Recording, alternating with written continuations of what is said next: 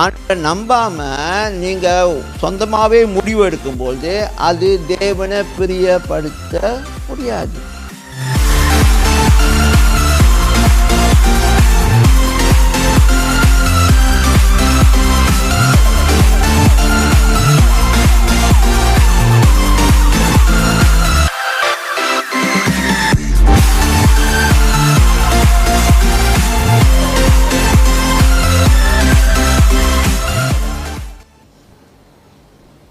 நம் விசுவாசம் தேவனை பிரியப்படுத்தும் என்று சொல்லி தலைப்பில் பேசி கொண்டிருக்கிறேன். ஓகே, எபிரியர் 11:6 நாம் வாசித்தோம், விசுவாசம் இல்லாமல் தேவனை பிரியப்படுத்த கூடாத காரியம். It is impossible to please God. But அதை நம்ம கொஞ்சம் நேரடியாக பாசிட்டிவாக பார்ப்போம் என்றால், my faith, if I have faith, then I can please God. So my faith pleases God.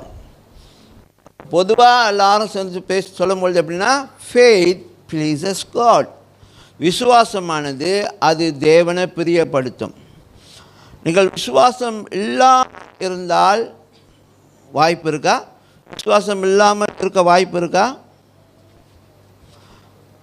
வாய்ப்பு இருக்கா? விசுவாசம் இல்லாமல் இருக்கிற வாய்ப்பு இருக்கா? விசுவாசம் இல்லாமல் இருக்கிற வாய்ப்பு இருக்கா?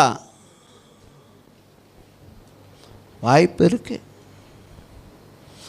ஆண்டவரோட காரியம் இல்லை உங்கள் வாழ்க்கையில் நடக்க வேண்டிய சில காரியங்கள் அது நடக்காதுன்னு சொல்லி நீங்கள் நம்பி சோர்ந்து போகும்போது உங்கள் விசுவாசத்துக்கு என்ன சொல்கிறீங்க? ஒரு முற்றுப்புள்ளி வைக்கிறீங்க. இட் வில் நெவர் ஹேப்பன், இது நடக்காது அப்படின்னா நீங்கள் என்ன செய்கிறீங்க? ஆண்டவரை நம்பலை. ஆண்டவரை நம்பாமல் நீங்கள் சொந்தமாகவே முடிவு எடுக்கும்போது அது தேவனை பிரியப்படுத்த முடியாது.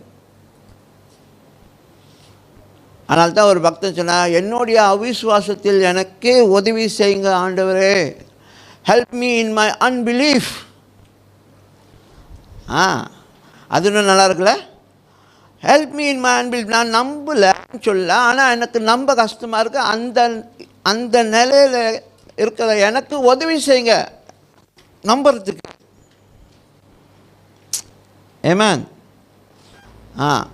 Rather than you abandon the whole thing, you at least say, God, I have difficulty in believing this, so help me. இது எனக்கு நம்ப கஷ்டமாக இருக்குது, எனக்கு உதவி செய்யுங்க அப்படின்னு கேட்கும்போது அவர் உதவி செய்வார். ஆமென்.